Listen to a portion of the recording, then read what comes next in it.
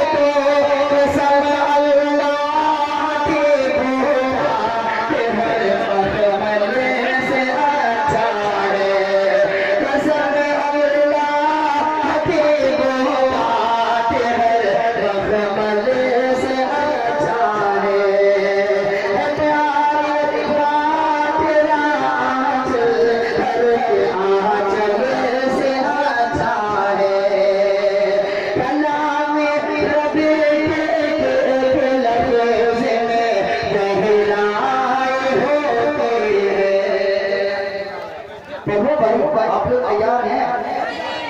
ज्यादा देर तक प्रोग्राम की बहुत मुख्तसर है, पता नहीं शायद ये मेरा आखिरी मरतबा हो। हाजिर करता हूँ मुलाज़ा फरमाएं, हालात के हाजिर से मुताल्लिक़ गला में रब के बनाना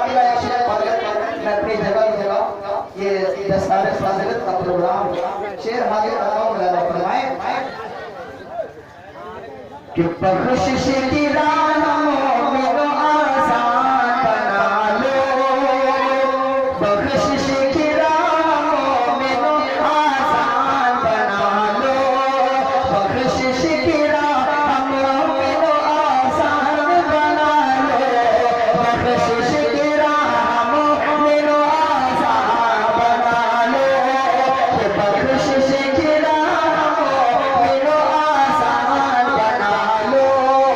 अपने लिए नजात का सामान बना लो, कि दुनियात किताबों के नज़र बाग में रखना, नज़र बाग में रखना, नज़र बाग में रखना।